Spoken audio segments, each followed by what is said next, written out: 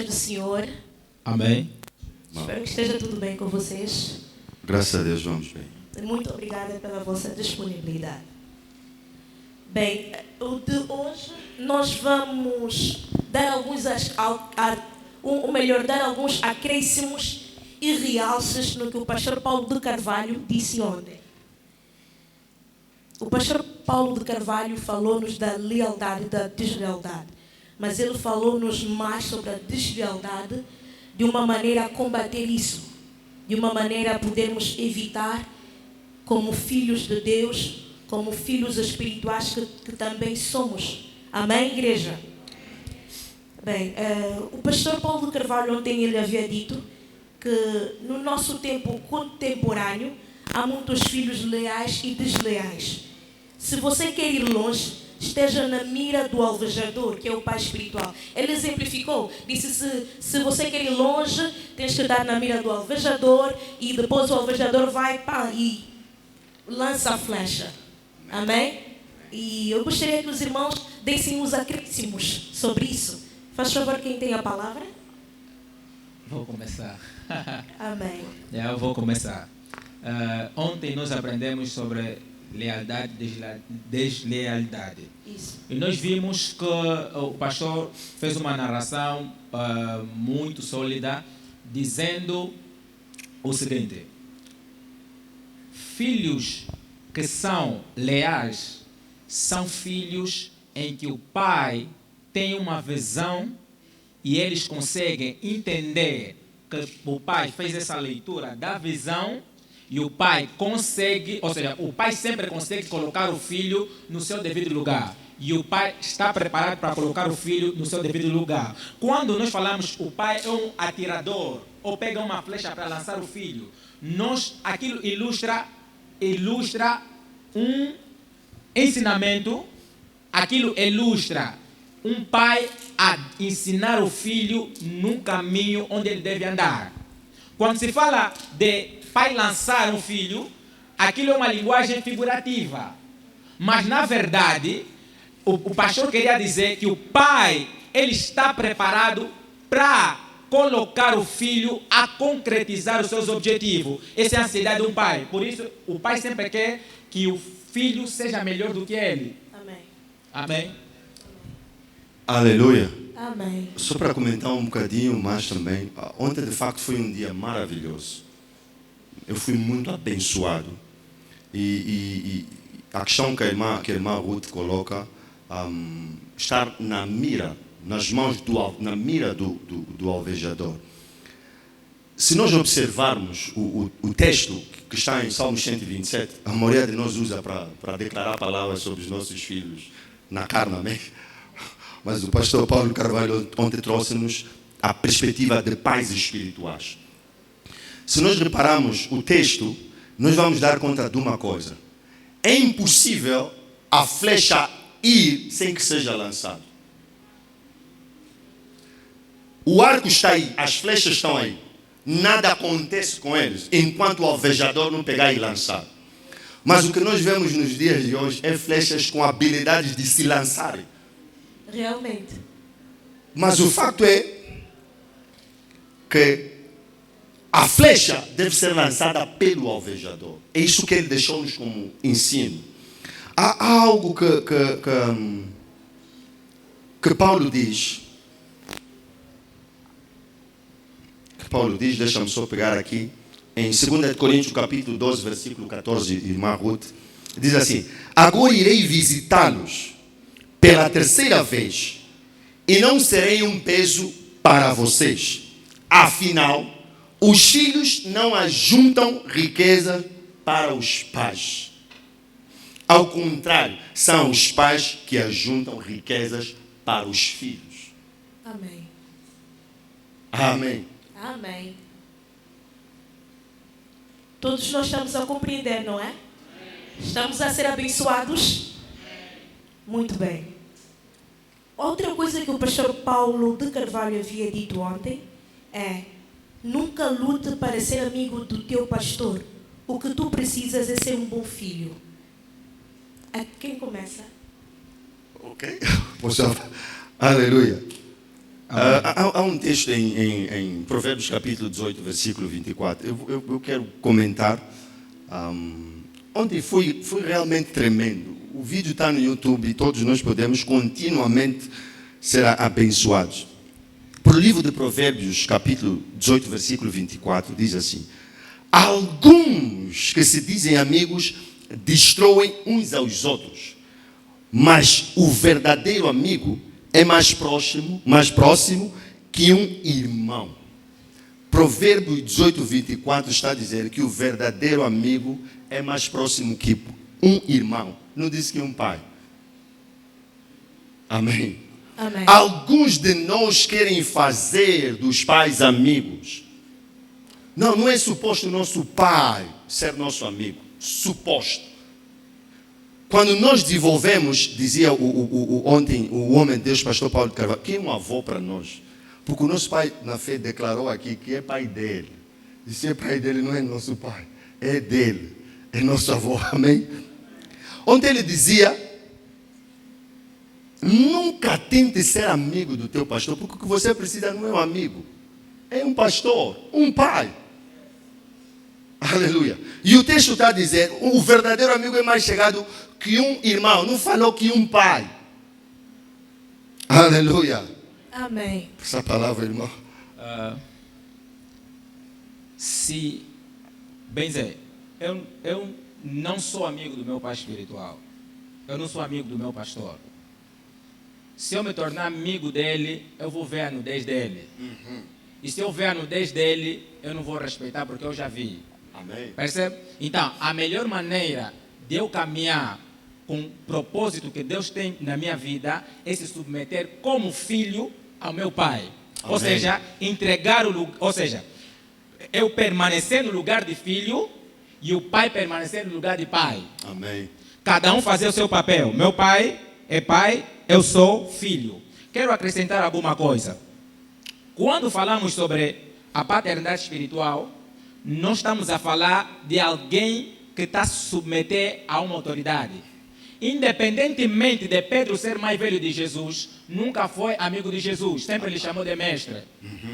Independentemente de outros que nós podemos citar, que foram maiores que Jesus, nunca chamaram de Jesus de um nome, ou seja, de um nome principal, ou seja, lhe tratar de tu, ok? Quando eu falo lhe tratar de tu, não estou a dizer chamar fulano, cicrano, ou chamar João, ou chamar Jesus, não. Mas a maneira que eles tratavam Jesus era reconhecer a graça que ele tinha. Aleluia. Ok? Enquanto tu não reconheceres a graça do teu pai espiritual ou do nosso pai espiritual, você nunca vai beneficiar dessa graça. A melhor maneira de nós beneficiarmos dessa graça é nós se submeter à graça do nosso pai. Amém. Aleluia. Amém. Irmão, se me permite, Faz favor. o que o irmão Dongala está dizendo é que eu, como filho, está no lugar de filho, está na posição de segurança. Me meter no lugar de filho é me meter no lugar de segurança. Se eu tentar passar isso, acabou. Amém. Uma outra frase que eu queria que vocês também dessem um acréscimo, um realce, que o pastor Paulo de Carvalho disse ontem. Ele disse: um desleal no meio de um grupo é um dinamite sem fósforo. Como é possível um desleal no meio de um grupo ser um dinamite sem fósforo? Quem começa? Eu vou começar. Quando nós estamos a falar de um desleal dentro de um grupo, nós estamos a ver alguém que não tem a mesma visão. Ok? Toda pessoa que não tem a mesma visão, tiver numa missão, ele vai atrapalhar esta missão. E a melhor maneira de nós concretizarmos a nossa missão é nós termos ou seja, nós estarmos todos na mesma visão. Por isso é que nós estamos a verificar. Toda pessoa que não tem a ideia da igreja é contra a ideia da igreja. Toda pessoa que não tem a ideia do anjo da igreja é contra a visão do anjo da igreja. pessoas que estão contra a visão do anjo da igreja, ou pessoas que não têm a mesma visão, são pessoas que trazem o espírito de rebeldia dentro de um grupo. Amém. Então o pastor estava a dizer que o espírito de rebeldia traz expulsão, ou seja, como é que se diz? Explosão. Exatamente, é mesmo aquilo. Dentro do grupo. Amém. Aleluia. Algo tremendo que o irmão Dongala disse. A pessoa desleal põe-se contra a visão do anjo da igreja. Mas quando você observa bem, e essa pessoa às vezes pensa que o problema dele é contra o homem, o anjo da igreja. Na verdade, o problema dele é contra Deus. Porque a visão do anjo da igreja não é a visão dele. Glória a Deus. Amém. É visão de Deus. Nosso pai sempre diz: igreja não é minha, igreja é de Deus. É visão de Deus. E quem é que pode lutar contra Deus e vencer? Ninguém. Amém. Amém. Creio que aqui todos nós somos leais, não somos? Ok, vamos continuar, quase indo ao final. A transferência de um manto não é para os servos, mas para os filhos. Temos visto atualmente que tem sido também assim, alguns servos recebem o manto. Também temos só para poder realçar que não são os filhos biológicos, filhos espirituais. Porque também já houve casos em que isso é, o pai deixa a igreja no seu filho biológico. E tem sido também errado. Deem os vossos acréscimos, por favor. Sabe, quando Davi matou Golias, Davi, quando foi à casa do rei, ele não se tornou guarda do rei. Independentemente daquilo que ele fez, ele era músico. Amém. Ele podia ser guarda, podia reclamar. Por que eu que matei Golias? Vocês não conseguiram vencer os filisteus. Podia ser pelo menos operativo do rei Saul. Amém. Ok? Mas há uma coisa que me encanta em Davi, é que Davi sabia onde ele estava aí. Percebe, né? Davi sabia onde ele estava aí. Então, filhos leais, sabem onde estão aí. Amém. Percebe, né? Amém. Agora, eu quero só acrescentar algo antes de eu terminar. Por que muitos não estão fixados naquilo que você me questionou? Não estão fixados por quê? Porque eles não entendem a visão. Ou estão nesse pastor, amanhã estão naquele pastor. Ou estão nessa igreja e amanhã estão naquela igreja. Eles não sabem onde eles estão aí. Percebe? Eles têm 10 pastores. Eles assistem 10 cultos. Tem 10 pais espirituais. Chamam todos de pai. Até podemos chamar de todos de pai. Consideram todos de pai. Logo, eles não conseguem reter aquilo que eles deveriam ter. Amém. Então, é isso que nós temos que melhorar na igreja de hoje. Não porque ouvimos que ali tá a montar, tirar a mão daqui, colocar no pé, você também quer ir. Tu tens que ter uma identidade. Ou seja, nós temos que ter uma identidade. Se nós tivermos uma identidade, vamos conseguir atingir o objetivo daquilo que você me questionou. Amém. Amém. Amém. Ok, eu quero citar algo que o pastor Paulo Carvalho disse ontem. Ele dizia: manto não se compra, adquire-se através da paternidade. Manto é herança, e herança vem de família. E ele trouxe aqui a figura de Joabe e Absalão. Absalão é filho biológico de Davi. Joabe não. Mas quem fica com Davi como filho legítimo, como filho, é Joabe. Muitos não recebem o manto porque não são da família. Ser da família não é apenas uma questão biológica, mas é uma questão de coração, em primeiro lugar. E depois, os servos têm o espírito de mercenário. Aonde estão a dar mais é onde ele vai. Jesus disse: já não os chamo de amigos. Em Hebreus diz, eles, aqui estão os filhos que os pais me deu.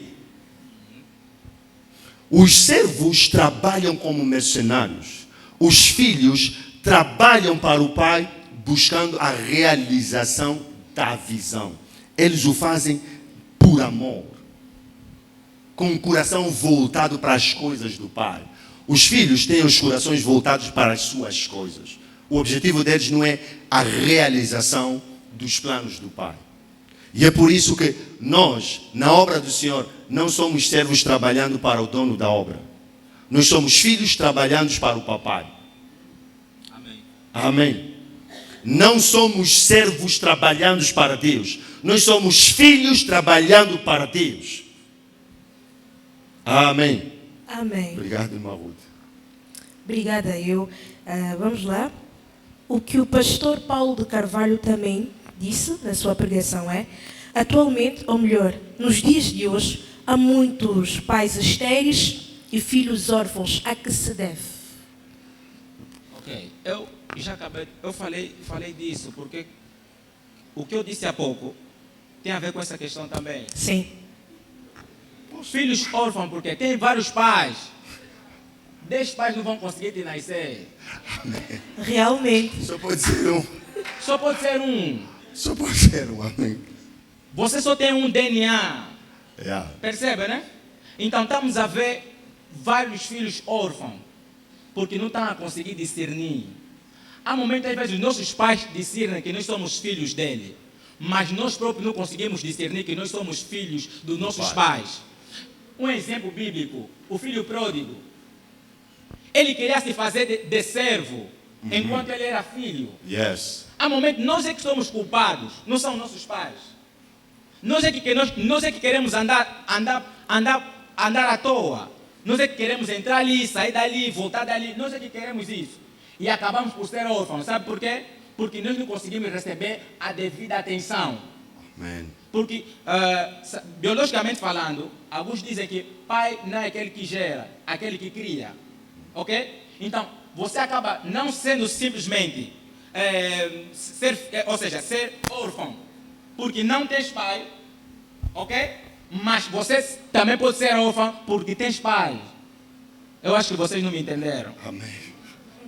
Porque ninguém consegue te criar. Yeah. Você tem um pai, nem o próprio pai consegue te criar, você se torna órfão. Amém. Amém. É aquilo que disse em 1 de Samuel: a rebeldia é como um pecado de bruxaria. Não fui eu que disse, amém? Aleluia. Amém. A pergunta que nos colocou: por que há muitos pais estéreis e filhos órfãos? Se reparar na resposta do irmão Dongar, não falou dos pais, só falou dos filhos. Sim. Amém. Amém. Nós somos como Eliú no meio do Jó e os amigos dele. Ele disse: não, eu primeiro deixei os mais velhos falar e só agora é que eu vou falar. Não vamos esperar mesmo até o final da conferência para ter alguma habilidade, mas nos pais, porque são estéreis, nós vamos deixar os pais falarem para os pais.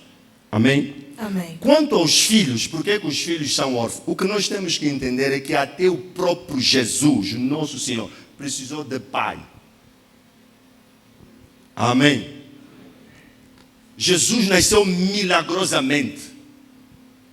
Não foi de intervenção de José e Maria, mas milagrosamente. No entanto, quando José queria sair da cena, Deus disse: não pode, meu filho, estar na terra sem pai. José, receba a sua Maria, por favor. O que está dela, o que está nela é do Espírito de Deus. Receba. Deus teve que intervir, porque Deus é aquele que desenha o protótipo familiar.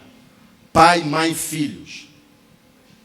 Até Jesus precisou de pai, quanto mais nós. E não esqueçamos que José era um homem dedicado a Deus. Logo, não haja dúvida para nenhum de nós que José ensinou as coisas de Deus a Jesus. Amém. E até profissão, marcenaria. Amém? Amém. Quantos de nós fomos abençoados nesta tarde? Uma salva de palmas, terminamos por aqui, por favor. Amém. Uma salva de palmas.